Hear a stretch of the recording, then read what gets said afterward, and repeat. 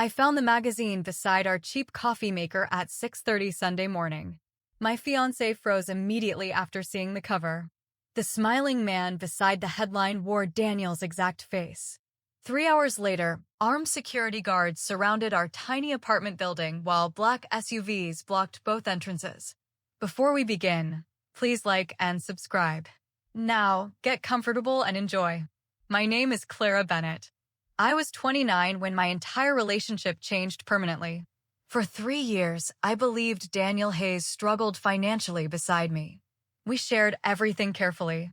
Late rent payments, discount groceries, broken furniture bought through online marketplaces, tiny dinners consisting mostly of canned soup and cheap pasta. Daniel never complained once. That made me love him harder. Every morning, he woke before sunrise and brewed terrible coffee inside our cramped apartment kitchen. One side leaked constantly. Daniel always joked the coffee maker needed therapy. I laughed every time. Looking back now, the memory feels almost painful, because none of it was real. Our apartment sat above a laundromat in Brooklyn. The walls smelled permanently like detergent and steam. During winter, freezing air slipped through cracked windows near the bedroom. Daniel stuffed old towels beneath the frames nightly. "You deserve better someday," he always whispered before sleeping. I believed him completely. Daniel dressed simply. Dark jeans, plain sweaters, cheap sneakers showing visible wear near the soles. His old silver watch barely functioned properly anymore. Sometimes it stopped during afternoons. I offered replacing it repeatedly. He always refused. Sentimental value, he claimed quietly. That watch mattered more than I understood then. I worked 12-hour shifts managing patient records inside a private medical clinic downtown. The salary covered essentials barely. Daniel claimed he handled freelance software projects remotely. Some months he earned well. Other months, he looked stressed counting grocery money beside our kitchen sink. Nothing about him suggested billionaire wealth. Nothing. He avoided expensive restaurants aggressively. He hated flashy clothing. Luxury disgusted him openly. Whenever wealthy influencers appeared online, Daniel rolled his eyes sarcastically. "Money ruins people," he often muttered. 3 weeks before our wedding, financial pressure became unbearable. Our landlord demanded overdue payments immediately. My car required expensive transmission repairs. Collection agencies called constantly regarding my student loans. That Friday night, I cried inside our bathroom. Daniel found me sitting beside the bathtub holding unpaid bills. He knelt slowly beside me. Then he touched my face gently. "I promise," he whispered softly, "everything will change very soon." I thought he meant another freelance contract. I had no idea he meant billions. Sunday morning changed everything forever. Rain hammered against the windows while I prepared breakfast before work. Daniel still slept upstairs. I opened our apartment door and grabbed the newspaper resting outside. A glossy business magazine slipped free accidentally. The cover froze my entire body instantly. There he was, Daniel, wearing a black tailored suit worth more than our yearly rent. The headline stretched across the page beneath his photograph. "The invisible billionaire returns after 3 years missing." My hands started shaking immediately. The magazine nearly slipped onto the kitchen floor. I stared harder at the photograph. Same dark eyes. Same crooked smile. Same tiny scar beneath his chin. Daniel Hayes. Except the article called him Daniel Hawthorne, founder of Hawthorne Technologies. Estimated net worth for $0.8 billion. My chest tightened painfully. Upstairs, floorboards creaked softly. Daniel was awake. I flipped through pages frantically while rain battered the windows outside harder. Every paragraph made less sense than before. Tech genius disappears mysteriously after hostile corporate takeover attempt. Public sightings non-existent for 3 years. Board members unable contacting company founder directly. Rumors surrounding secret engagement and hidden identity remain unconfirmed. A cold feeling spread slowly through my stomach. Engagement. Hidden identity. Oh my God. The article included older photographs, too. Private jets. Corporate conferences. Magazine interviews beside world leaders. One picture showed Daniel shaking hands with a United States senator. Another showed him exiting a helicopter wearing sunglasses and expensive wool coats. I heard footsteps descending slowly now. Closer. Closer. Then Daniel entered the kitchen carrying his old gray sweatshirt. He smiled sleepily first. Then he saw the magazine.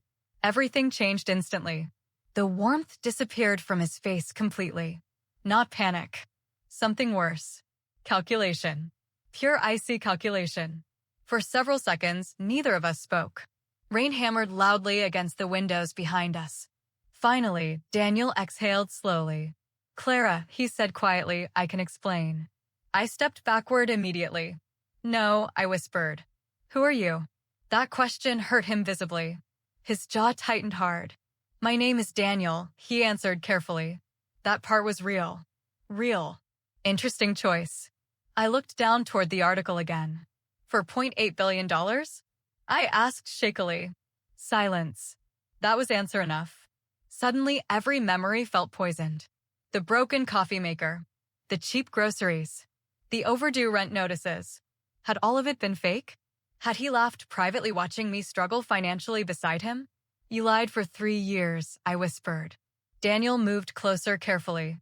"I never wanted to hurt you. You watched me cry over bills." His face darkened instantly. That was never supposed happening. Not supposed happening. Meaning he controlled everything somehow. My pulse quickened dangerously. Outside, tires screeched loudly near the building entrance. Then came another sound. Car doors slamming shut. Several at once. Daniel closed his eyes briefly. Oh no. Fear entered his voice finally.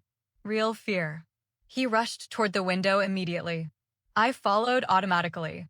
3 black SUVs blocked both sides of our street below. Men wearing dark suits stepped onto sidewalks rapidly. 2 carried visible earpieces. Security. Professional security. Neighbors peeked nervously through apartment windows upstairs. "What is this?" I asked quietly. Daniel kept staring outside. "I need you staying calm." Wrong answer. I grabbed the magazine tightly. "Start telling truth right now." Before Daniel answered, loud pounding exploded against our apartment door downstairs. Not knocking. Demanding. Daniel cursed under his breath. Then another voice shouted upward. "Mr. Hawthorne, we know you're inside." My blood turned cold instantly. Daniel looked toward me carefully. "There are people searching years for me," he admitted softly. Another violent pound shook the building. "Sir, the board already contacted federal attorneys." Federal attorneys. My knees weakened slightly. "What did you do?" I whispered. Daniel's expression hardened completely now.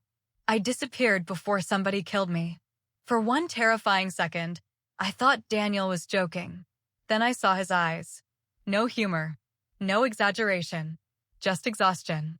The pounding downstairs continued violently. "Mr. Hawthorne, open this door immediately." Daniel grabbed my wrist gently. "We need leaving now." I pulled away instantly. "No. Start explaining." His breathing slowed carefully, like somebody controlling panic manually. 3 years ago, my company became target for hostile acquisition attempts. I stared silently. Daniel walked toward the kitchen window slowly. They wanted control over military software contracts. Military. Wonderful. "The board betrayed me," he continued quietly. "Several executives sold confidential access privately." Another loud bang shook the downstairs entrance. Daniel glanced downward again. "They framed me for financial crimes afterward." I folded my arms tightly. "And instead explaining everything publicly, you pretended being poor?" That question hurt him visibly again. I needed disappearing completely. "You could trust strangers apparently.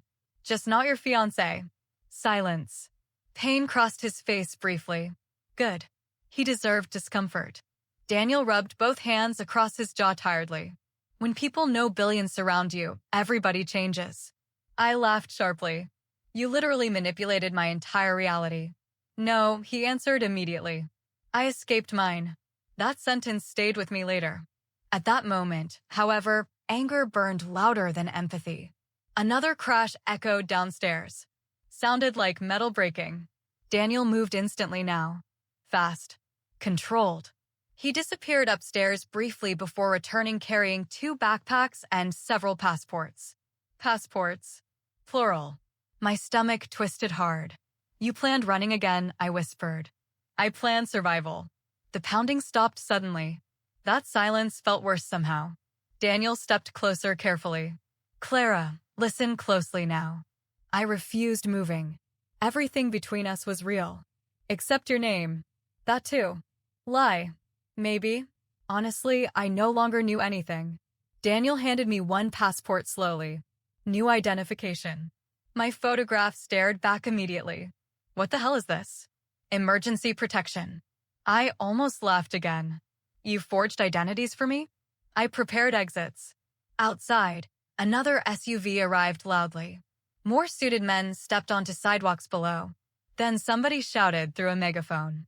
Daniel Hawthorne, federal investigators obtained warrants concerning classified technology theft. Technology theft. Fantastic. I looked toward Daniel slowly. Did you steal classified technology? No. Immediate answer. Strong answer. But practiced. That frightened me most. Daniel moved toward the door quietly, then unlocked a hidden panel beside our bookshelf. My mouth actually opened slightly. Inside sat cash bundles stacked neatly beside black hard drives and loaded handguns. Handguns. Plural again.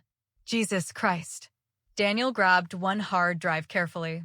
We need leaving before lawyers arrive. Lawyers. That means journalists follow next. He looked toward me directly now. And journalists destroy innocent people first. The room suddenly felt tiny, airless. Every object around me became suspicious instantly. The old couch, the chipped mugs, the tiny kitchen table where we planned our wedding guest list. Fake life, fake apartment, fake struggles. Or maybe not completely fake. That uncertainty hurt worst. Because Daniel never acted rich accidentally. Never slipped once during 3 years together. Not one luxury purchase. Not one arrogant comment. Not one moment exposing billionaire habits. Either he performed perfectly, or he genuinely preferred living beside me that way. Tell me one truthful thing, I whispered. Daniel stepped closer carefully. I love you. The answer came instantly, without hesitation. And somehow, that made everything even more complicated. Another violent crash exploded downstairs. With splintered loudly now. They're inside, Daniel muttered. Then he looked toward me one final time. You can stay here safely, he said quietly. Or trust me one last time. Trust. Funny word now. Outside, sirens screamed closer through rain-soaked streets while strangers climbed our staircase searching for the billionaire hiding beside me all along. I should have stayed. Any rational woman would have stayed. Instead, I grabbed the passport. Daniel's expression changed immediately. Relief. Real relief. Follow me closely, he whispered. Another crash echoed downstairs. Voices shouted aggressively now. Daniel moved toward our bedroom wall calmly. Then he pressed against one wooden panel near the closet. A hidden door opened silently. Of course, because apparently my entire life was a spy movie now. Behind the panel sat a narrow staircase descending downward into darkness. Cold air drifted upward, smelling like concrete and dust. I stared at him speechlessly. You built secret tunnels beneath our apartment? I rented the entire building anonymously. Naturally. Daniel grabbed both backpacks quickly. Then he reached toward me carefully. Stay beside me. We descended silently while strangers stormed the apartment upstairs. Footsteps thundered above our heads. Men shouted Daniel's name repeatedly. The hidden staircase ended inside a dim underground garage. 3 vehicles waited below. A black motorcycle, a silver sedan, and a matte black armored SUV. I laughed once softly. I honestly could not help it anymore. Daniel glanced toward me cautiously. What? You own billions secretly, I whispered. And we ate instant noodles last Tuesday. For one brief second, guilt crossed his face deeply. I liked those dinners. That answer almost hurt, because part of me believed him. Daniel opened the SUV door quickly. We have 20 minutes maximum. I climbed inside numbly. Leather seats. Digital surveillance screens. Hidden weapon compartments. Completely different universe from our tiny apartment upstairs. Daniel started the engine immediately. The garage door opened slowly ahead. Rain poured heavily outside. Then we drove directly into chaos. News vans already crowded nearby intersections. Police lights flashed across wet pavement. Reporters sprinted toward the apartment entrance carrying cameras and microphones. Daniel accelerated smoothly past them. Nobody recognized the SUV. For several minutes, silence filled the vehicle except rain-hitting armored glass. Manhattan traffic blurred outside while my entire reality rearranged painfully inside my head. Finally, I spoke quietly. "What exactly are you hiding from?" Daniel tightened both hands around the steering wheel. "Not what. Who?" He pressed one button near the dashboard. A surveillance image appeared instantly across the screen. An older man exited another black vehicle nearby. Silver hair. Expensive overcoat. Cold eyes. Even through blurry footage, the man looked dangerous. "That's Victor Mercer," Daniel said quietly. "Who?" "My former business partner." Something dark entered his expression immediately. "He tried stealing Hawthorne Technologies after my father died." The rain intensified harder outside. Daniel continued driving carefully through traffic. When legal attempts failed, people around me started disappearing. I stared toward him slowly. What people? Lawyers. Auditors. One journalist investigating offshore transfers. My stomach tightened hard. "You think this man killed them?" Daniel remained silent too long. That silence answered enough. "And federal investigators?" I asked carefully. "Some corrupted. Some manipulated." "Wonderful. Absolutely wonderful." Daniel exited the highway suddenly toward a private underground parking structure downtown. Security gates opened automatically upon scanning the SUV. No guards visible. Everything happened silently. We parked beside private elevators inside polished concrete levels resembling luxury bunkers. Daniel finally turned toward me fully. "I know you hate me currently. Hate requires understanding first." Pain flickered across his face again. "Good. You deserve every answer," he said quietly. "Then start explaining everything." He nodded once slowly, then removed the old silver watch from his wrist. For 3 years, I thought that watch barely functioned. Daniel pressed against the cracked glass carefully. A hidden compartment opened inside. Tiny encrypted memory chips rested beneath the watch face. I stared speechlessly. Daniel looked directly into my eyes. "This watch contains evidence destroying billionaires, senators, and government contractors." Outside the SUV, elevator doors opened suddenly. Several armed guards stepped into the garage, and every single weapon pointed directly toward us. My heartbeat stopped completely. The guards surrounded our SUV instantly. Professional formation. Military precision. Daniel cursed softly under his breath. One guard approached slowly beside my window. Then he lowered his weapon. "Sir," he said urgently, "we located Mercer's people near Pier 47. Daniel relaxed slightly. Not enemies. His people. Apparently he had private armies too. Wonderful.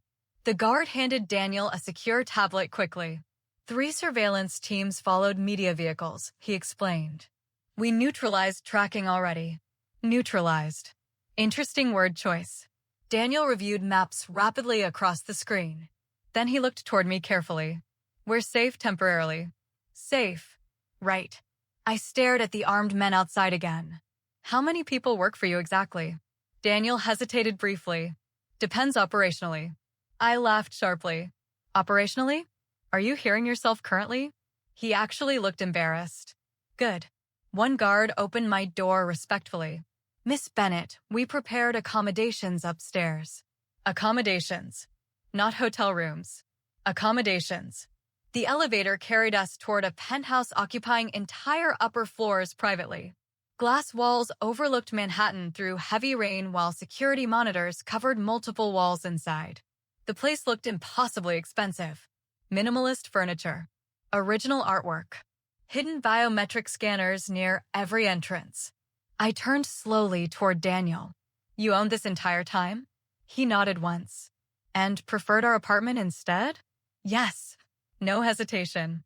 That confused me more than everything else somehow. Daniel dismissed the guards quietly. Once alone, silence filled the massive penthouse heavily. I walked toward the windows slowly. Cars crawled below like distant insects. 3 years. 3 entire years. Every memory replayed differently now. Why me? I asked softly. Daniel remained behind me quietly. Because you treated me normally. I crossed my arms tightly. You mean poorly dressed and financially struggling? No, he answered immediately. Human. That word landed strangely deep. Daniel moved closer slowly. Before meeting you, everybody wanted something constantly. His voice sounded exhausted now. Investors wanted signatures. Politicians wanted influence. Women wanted access. And I wanted rent money. He almost smiled sadly. Yes. I turned toward him fully finally. So you tested me? Pain flashed across his face instantly. No. I escaped beside you. Interesting difference. Maybe important too. I studied him carefully now. Despite billions secretly surrounding him, Daniel still looked exactly same. Same tired eyes. Same nervous habit touching his jaw while stressed. Same softness appearing whenever he looked toward me. Maybe parts were real after all. Then another question surfaced immediately. Were you ever planning telling me truth? Daniel exhaled slowly. I bought engagement ring first. That answer surprised me. What? He reached inside his jacket pocket quietly, then placed a small velvet box onto the marble counter. Simple black box. No dramatic speeches. No manipulation. My hands trembled slightly opening it. Inside rested the most beautiful ring I had ever seen. Not oversized. Elegant. Perfectly understated. Daniel watched me carefully. I planned telling everything after wedding, he admitted softly. Anger surged again instantly. After wedding? Seriously? I needed certainty first. There it is. Daniel frowned slightly. What? You still controlled everything. Silence. Because he knew I was right. The penthouse lights reflected softly against rain-covered windows while tension thickened between us again. Finally, Daniel spoke quietly. My father trusted wrong people once. I stayed silent. They poisoned him during business negotiations. My breath caught slightly. Daniel's expression hardened painfully. I watched him die slowly beside people pretending loyalty. The room felt colder suddenly. Afterward, he continued quietly, I promised never becoming vulnerable publicly again. I looked toward the engagement ring again, then toward him. And loving someone made you vulnerable. Yes. Immediate answer again. That honesty almost scared me more than lies. Before responding, alarms suddenly erupted across the penthouse violently. Red security lights flashed overhead instantly. Daniel grabbed the tablet quickly. His face darkened immediately. What happened? I whispered. He looked directly toward me. Victor Mercer found us. The penthouse transformed instantly. Security doors slammed shut automatically. Metal barriers covered windows within seconds. Guards rushed through hallways carrying rifles and communication devices. Calm professionalism disappeared completely now. Everyone moved urgently. Daniel grabbed my hand tightly. We're leaving immediately. I resisted slightly. Daniel, who exactly is Victor Mercer? He kept walking quickly toward another elevator. A billionaire controlling defense contracts, private intelligence firms, and several senators privately. Wonderful. Absolutely wonderful. And he wants killing you because? Daniel pressed elevator buttons rapidly. Because I refused selling him military surveillance software. The doors opened instantly. We stepped inside beside 4 armed guards. Daniel continued speaking quietly while elevators descended. My company developed predictive intelligence systems originally. I frowned slightly. Meaning? Software anticipating cyber attacks before they happen. That sounded impressive. And terrifying. Daniel rubbed his forehead tiredly. Mercer wanted weaponizing it globally. The elevator stopped underground again. More vehicles waited below now. Engines already running. Daniel, one guard said urgently, Mercer teams breached western perimeter. Breached perimeter. Normal people never hear sentences like that. Daniel opened another armored SUV quickly. Then he looked toward me carefully. You still can leave safely. I stared directly back. Safe stopped existing hours ago. Something softened inside his expression briefly. Then gunshots exploded somewhere nearby. Loud. Sharp. Very real. I flinched automatically. Daniel shoved me inside the SUV immediately. The convoy accelerated out underground exits seconds later. Rain still hammered Manhattan heavily, while black vehicles raced through traffic aggressively. Sirens echoed behind us distantly. Daniel typed commands rapidly across encrypted screens beside him. Police compromised? I asked quietly. Some. Wonderful again. The SUV turned sharply onto underground tunnel roads beneath the city. Guards communicated constantly through earpieces while surveillance maps tracked nearby movement. This man lived permanently at war. How long? I whispered suddenly. Daniel glanced toward me briefly. How long what? How long since you actually relaxed? That question surprised him. He looked away toward rain-covered tunnels outside. I don't remember. For the first time all day, genuine sadness hit me. Not for myself. For him. 3 years beside me suddenly made different sense. The cheap apartment. Quiet routines. Grocery shopping together anonymously. Tiny dinners watching terrible television. Maybe he was hiding. But maybe he was also healing. Daniel's tablet buzzed sharply. He answered immediately. Yes. A woman's voice responded urgently through speakers. Mercer released financial allegations publicly. Federal warrants expanding already. Daniel closed his eyes briefly. What allegations? Technology trafficking. Foreign intelligence sales. Corporate espionage. I stared toward him carefully. All false, he muttered. The woman continued quickly. Media channels already broadcasting your photograph everywhere. Wonderful timing. Daniel disconnected silently afterward. Then he leaned backward heavily.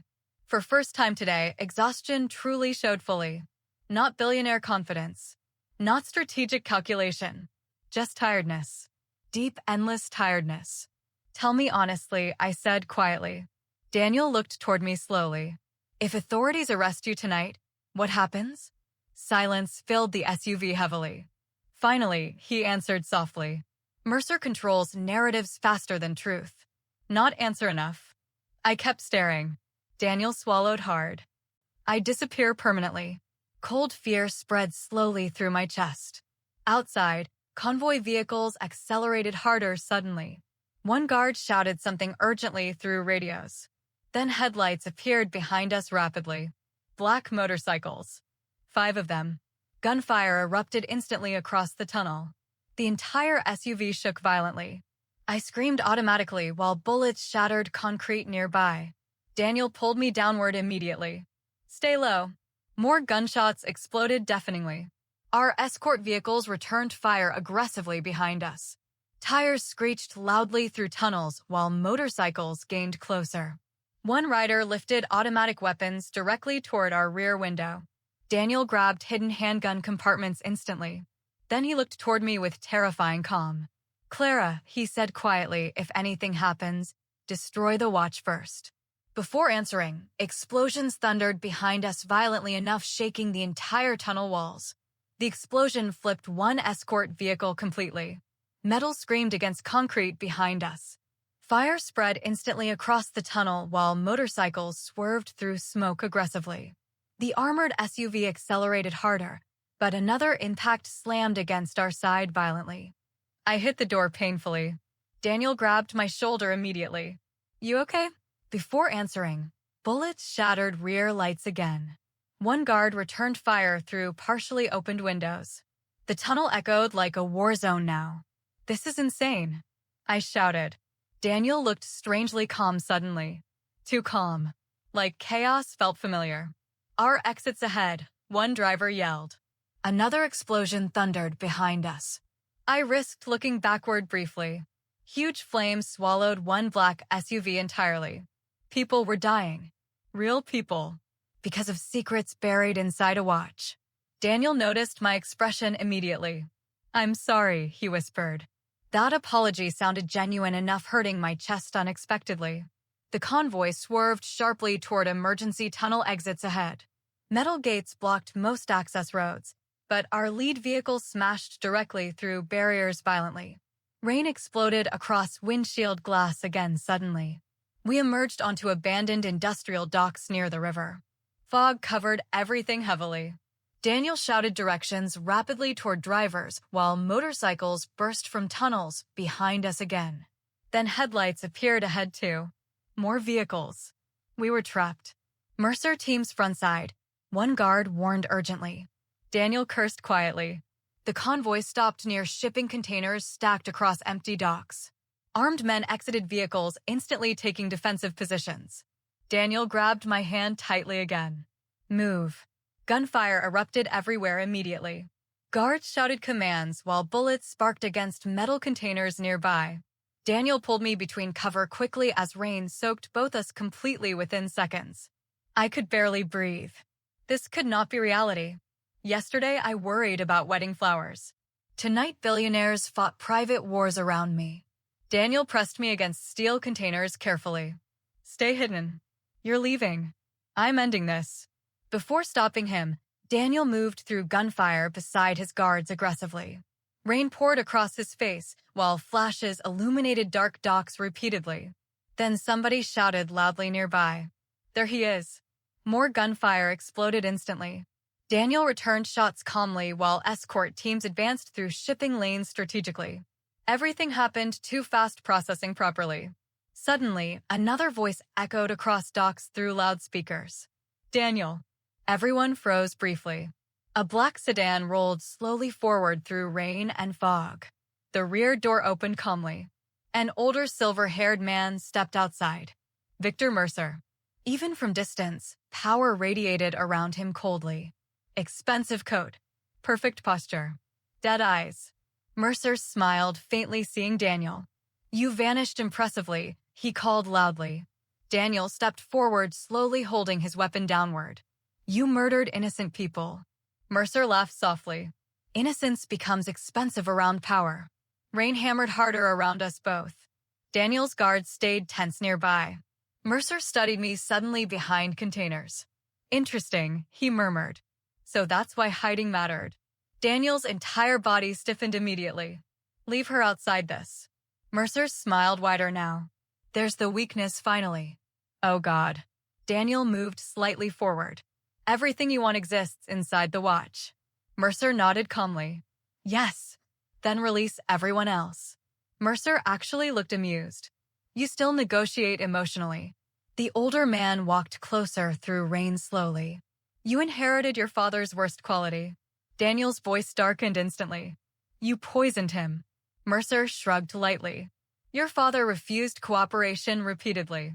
My stomach twisted violently. He admitted it casually. Like discussing weather. Mercer extended one hand calmly. Give me the watch, Daniel. Silence filled the docks heavily. Then Daniel reached slowly toward his wrist. No. Something felt wrong immediately. Mercer smiled triumphantly already. Daniel removed the watch carefully. Rain dripped from cracked silver metal while everyone watched silently. Then Daniel looked toward me directly. His eyes changed suddenly. Sharp. Intentional. Like warning me silently. Before understanding, Daniel hurled the watch straight toward dark river water beside docks. Mercer screamed instantly. Gunfire exploded everywhere simultaneously. And Daniel tackled me downward exactly as bullets tore through steel containers above our heads. The docks erupted into complete chaos. Mercer's men sprinted toward the river instantly. Several jumped directly into freezing water, searching desperately beneath crashing waves. Others fired wildly toward Daniel's guards while screaming orders through radios. Daniel pulled me behind another container quickly. Rain soaked everything. My hands shook uncontrollably now. You threw away evidence? I shouted. Daniel checked ammunition calmly. No. Before explaining further, helicopters thundered overhead suddenly. Bright floodlights illuminated entire docks instantly. Federal agents stormed surrounding entrances aggressively while armored vehicles blocked escape routes. Everyone froze, including Mercer. A booming voice echoed through loudspeakers. Drop your weapons immediately. Mercer's expression darkened viciously. Daniel finally exhaled slowly beside me. You planned this, I whispered. He looked toward me carefully. I needed Mercer exposing himself publicly. My brain struggled catching up. The watch. Fake. I stared blankly. Daniel almost smiled briefly despite gunfire echoing nearby. The real data uploaded automatically hours ago. Mercer realized same thing simultaneously. His face twisted with pure fury. You arrogant little bastard, he hissed loudly. Federal agents surrounded docks rapidly now. Mercer's private teams lowered weapons reluctantly while helicopters circled overhead. Rain continued pouring across flashing lights and armed officers everywhere. Daniel stood slowly beside me, then raised both hands calmly. Agents rushed forward, immediately securing everyone present. One officer approached Daniel directly. Mr. Hawthorne, he said professionally, you're under temporary federal custody pending investigation. Daniel nodded once. No resistance. Mercer suddenly laughed harshly nearby. You think this ends tonight? He shouted. Half your government works for me. Several agents exchanged uneasy glances. Interesting. Very interesting. Daniel turned toward Mercer calmly. Not anymore. That confidence unsettled even me. Then more black vehicles arrived suddenly near dock entrances. Reporters poured outward carrying cameras beneath umbrellas while news helicopters descended lower overhead. The story already exploded nationally. Wonderful. One female federal agent approached me carefully. Miss Bennett, we need protective relocation immediately. I looked toward Daniel instinctively. Agents already handcuffed him nearby. Rain dripped down his face while cameras flashed constantly around us. Despite everything happening, Daniel kept searching crowds until finding me again. Then he smiled slightly. That broke something inside me unexpectedly. Not because he lied. Because somehow I still loved him anyway. Hours later, federal teams relocated me towards secure government housing outside Manhattan. The entire drive felt surreal. Television broadcasts filled every screen everywhere. Billionaire tech founder exposed after years hidden anonymously. Federal corruption investigations expanding nationwide. Defense contractors implicated through encrypted evidence leaks. Daniel's face covered every channel constantly. So did Victor Mercer's. By sunrise, social media exploded completely. People called Daniel hero, criminal, whistleblower, traitor. Nobody agreed anything.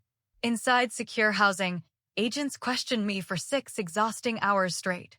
Finances, relationships, apartment routines, Daniel's behavior patterns.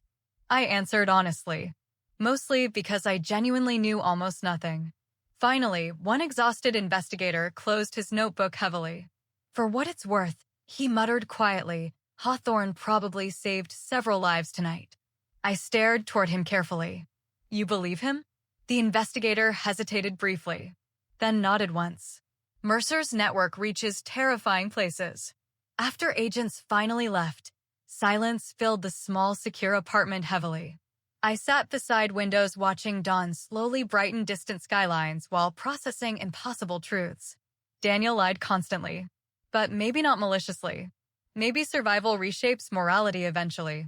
My phone buzzed suddenly beside me. Unknown encrypted number. Against better judgment, I answered quietly. Daniel's voice came softly through static. Are you safe? Relief flooded me embarrassingly fast hearing him alive. Yes. Several seconds passed silently afterward. Then Daniel spoke carefully. They're moving me soon. Where? I don't know yet. Fear tightened my chest unexpectedly. Despite everything, losing him suddenly felt unbearable. Daniel exhaled slowly. I never faked loving you, Clara. Tears finally burned my eyes. First time all night. Before answering, another voice interrupted sharply near him. Time's up. Daniel spoke quickly afterward. There's one more thing you deserve knowing. My grip tightened around the phone. What? Silence. Then Daniel whispered softly. The apartment wasn't fake. It was my favorite place ever. Daniel disappeared for 11 days afterward. Completely. Federal agencies denied holding him officially. News channels speculated constantly about secret negotiations, witness protection programs, and classified intelligence deals. Nobody knew truth publicly. including me. Meanwhile, Victor Mercer's empire started collapsing spectacularly. Bank accounts froze internationally. Senators resigned suddenly. Private defense companies faced raids nationwide. Every news channel called it largest corruption scandal decade. And somehow, I sat alone inside government safe houses eating microwave dinners while watching my fiancé become worldwide headlines. Life felt absurd. On day 12, Margaret called unexpectedly. Not my attorney. A federal prosecutor named Margaret Reeves. "Miss Bennett," she said carefully, "Mr. Hawthorne requested meeting you personally." My pulse jumped instantly. Where? Washington. 6 hours later, armed agents escorted me inside underground federal buildings resembling military bunkers more than offices. Security checkpoints covered every hallway. Nobody smiled anywhere. Finally, 2 agents opened reinforced doors quietly. Daniel sat alone inside small conference rooms wearing plain black clothing and visible exhaustion. Dark circles surrounded his eyes heavily now. But when he saw me, warmth returned immediately. Real warmth. Not strategic. Not calculated. Just relief. The agents exited silently afterward. For several moments, neither of us spoke. Then Daniel stood slowly. "You came." I folded my arms tightly. "You owe explanations." A sad smile crossed his face briefly. "Yes." He looked thinner suddenly. Older too. Powerful men apparently age quickly once hunted publicly. Daniel sat carefully across from me afterward. "The uploaded files exposed over 40 people already," he explained quietly. "Mercer included?" Daniel nodded once. "He'll spend remaining life inside federal prisons probably." "Good. Very good." I studied Daniel silently a while, then asked hardest question first. "Why really choose me?" Pain flickered across his expression immediately. "Because you made silence peaceful." That answer hit unexpectedly hard. Daniel rubbed tired eyes slowly. "Before meeting you, every relationship felt transactional." He looked directly toward me now. "With you, life became quiet finally." I wanted staying angry. Really. But exhaustion inside his voice sounded painfully genuine. "Did you ever laugh privately about my financial struggles?" Daniel looked horrified instantly. "No." Immediate. Sharp. Honest. "When you cried over bills," he whispered softly, "I nearly told everything repeatedly." "Then why didn't you?" Fear entered his expression unexpectedly. "Because billionaires apparently feared things too. I thought truth would ruin normal life permanently." "Interesting." "Because lies ruined it anyway." Daniel reached inside folders beside him carefully, then slid documents across the table slowly. "Financial records. Property transfers. Trust structures." "What's this?" "My resignation from Hawthorne Technologies." I stared blankly. "You're resigning?" Daniel nodded quietly. "The company survives without me now." That shocked me genuinely. "Daniel, your company's worth billions." "I know." Silence filled room heavily afterward. Then he added softly, "But none of that mattered inside our apartment." God, that apartment again. The terrible coffee maker. The cheap dinners. The freezing windows. Maybe he truly loved those moments. Maybe simplicity rescued him somehow. Daniel leaned slightly closer carefully. "I'm not asking forgiveness immediately." "Good." A faint smile appeared briefly. "I'm asking possibility eventually." That sentence hurt worse somehow. Because part of me wanted saying yes instantly. Another part remembered every lie.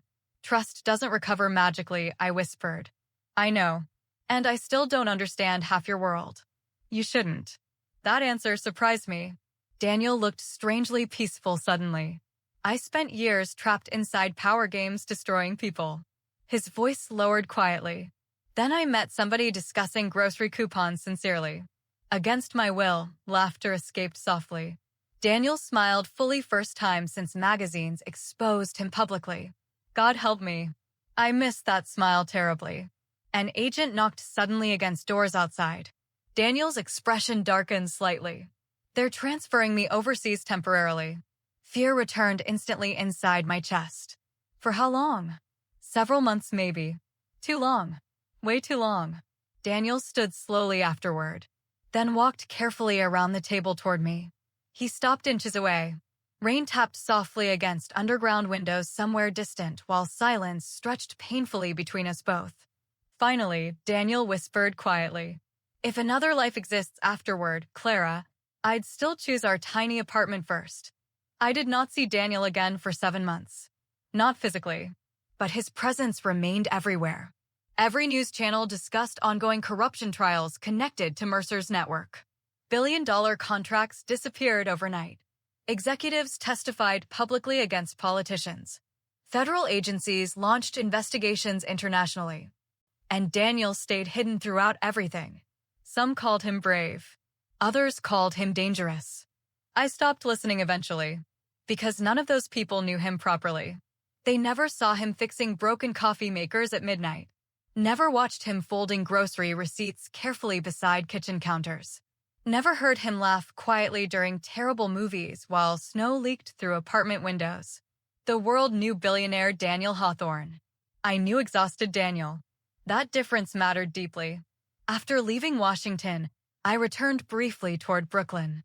The apartment building stood abandoned behind police barriers now. Reporters damaged everything searching stories months earlier. Broken windows covered upper floors. Graffiti scarred entrance walls. But somehow, seeing it destroyed broke my heart. That tiny apartment contained our realest moments together. Fake identities, maybe. Real feelings, absolutely. I walked upstairs slowly one final time before demolition crews arrived. Dust covered everything heavily now. Rain leaked through ceilings. Old furniture disappeared completely. Only one object remained untouched somehow. The terrible coffee maker, still sitting crooked beside cracked countertops. I laughed softly despite tears burning suddenly. Then I cried properly first time since everything exploded publicly. Not because Daniel lied. Because normal life vanished forever afterward. 3 weeks later, secure couriers delivered handwritten letters unexpectedly. No return addresses. No locations. Just Daniel's handwriting across plain envelopes. The first letter contained one sentence only. "I still miss instant noodles strangely." I smiled harder than expected reading that. More letters followed monthly afterward. Small stories mostly. Different countries. Quiet reflections. Regrets. Hope. Never secrets. Never manipulation. Just honesty finally. And slowly, painfully slowly, trust started rebuilding itself again. 1 year after the scandal exploded publicly, Daniel returned unexpectedly. No helicopters. No security convoys. No billionaire headlines. Just one man standing outside my California office carrying flowers awkwardly beneath evening sunlight. I froze seeing him there. He looked healthier now. Lighter somehow. The constant tension vanished from his shoulders finally. Daniel smiled nervously. "Hi." I stared several seconds silently, then asked softly, "Are people still trying killing you?" He laughed quietly. "Less than before." "Good enough, probably." Daniel stepped closer carefully. "I sold most company shares." That surprised me immediately. "Why?" "Because I wanted freedom more." Interesting answer. Very interesting. The ocean breeze moved softly between us while sunset painted buildings gold nearby. For first time ever, Daniel looked completely honest standing there. No disguises anymore. No fake poverty. No billionaire performances either. Just truth. Finally. "I can't promise perfect trust immediately," I admitted quietly. "I know. And normal relationships usually avoid federal shootouts." "That's fair." I laughed despite myself. Daniel smiled warmly afterward. God, that smile still ruined me completely. Then he reached carefully inside jacket pockets. Not ring boxes this time. Coffee packets. Cheap instant coffee packets. My chest tightened painfully. "You remembered," I whispered. "Always." We stood there quietly watching sunset colors spread across distant water while city noise softened around us slowly. Maybe love built through lies cannot survive sometimes. But maybe love surviving truth becomes stronger afterward. Daniel spent years hiding from powerful enemies and dangerous billionaires. Yet somehow, the thing terrifying him most was losing one ordinary woman inside tiny Brooklyn apartments. Funny how life works sometimes. Today, Daniel and I live quietly beside the California coast. No headlines, no luxury parties, no pretending anymore. Sometimes he still burns dinner accidentally while discussing software investments casually beside ocean windows. And every morning, without fail, he still makes terrible coffee. Only now, we drink it honestly together. If you found this story compelling, don't forget to like, share, and subscribe to the channel for more stories like this. Let me know in the comments what you would have done. 2 years later, reporters still chase Daniel occasionally, especially after major technology mergers happened worldwide. Financial journalists loved mysterious billionaires returning from disappearances dramatically. Daniel hated every article equally. One Saturday morning, paparazzi photographers followed us through Santa Monica while grocery shopping. Cameras flashed aggressively beside parking lots, while strangers whispered constantly nearby. Daniel stayed calm outwardly, but I noticed his hands tightening around grocery bags silently. Old instincts. Old fear. That night, after dinner, I found him standing alone outside our balcony overlooking dark ocean water. "You okay?" I asked softly. Daniel nodded automatically first, then sighed heavily. Sometimes I still expect losing everything overnight. I walked beside him quietly. "You already lost everything once." His expression darkened slightly. "Yes, and survived. That mattered." Daniel looked toward me slowly afterward. "You're strongest person I've ever known." I laughed softly. "Says billionaire surviving assassins and federal corruption." "No," he answered immediately. "Money never saved me." The ocean crashed gently below cliffs while cold wind moved through his hair. For several seconds, silence surrounded us peacefully. Then Daniel admitted something surprising quietly. "I almost left your life permanently after magazines exposed me." I frowned immediately. "What?" "I thought disappearing protected you better." Pain crossed his face again, remembering it. "But every place felt empty without you." That confession settled deeply inside my chest. Because despite billions, private armies, helicopters, and dangerous enemies, Daniel still feared loneliness most. Weeks later, Richard Coleman invited us toward private investment conferences in Zurich. Old billionaire networks apparently loved reconnecting publicly. Now Daniel became international headlines again. I refused initially. Daniel agreed immediately. "Good," he said calmly. "I hate those people too." That made me laugh harder than expected. So instead, we rented small cabins beside Northern California forests quietly. No reporters. No executives. No billionaires discussing market predictions beside champagne towers. Just trees. Rain. Coffee. Peace. One evening, while sitting beside fireplaces, Daniel handed me another small velvet box carefully. I stared suspiciously immediately. "You already tried this once." "I know." Inside rested simpler rings this time. Thin platinum bands. Nothing flashy. Nothing performative. Daniel looked nervous again somehow. More nervous than facing armed billionaires probably. "Clara Bennett," he whispered softly. "Will you marry me honestly this time?" My eyes burned unexpectedly. Not because rings impressed me. Because truth finally stood between us completely uncovered. "No fake apartments?" I asked quietly. Daniel smiled faintly. "No fake apartments. No hidden identities? Never again." I studied him silently a while. This complicated man who lied protecting himself. This exhausted billionaire craving ordinary mornings desperately. This stranger who somehow became home anyway. Then I smiled softly. Yes. Relief flooded his face instantly. Real relief. The beautiful kind. Months later, we married privately beside ocean cliffs during sunset. 20 guests only. No press allowed anywhere nearby. Daniel wore simple black suits instead expensive designer brands. I wore my mother's restored wedding dress quietly.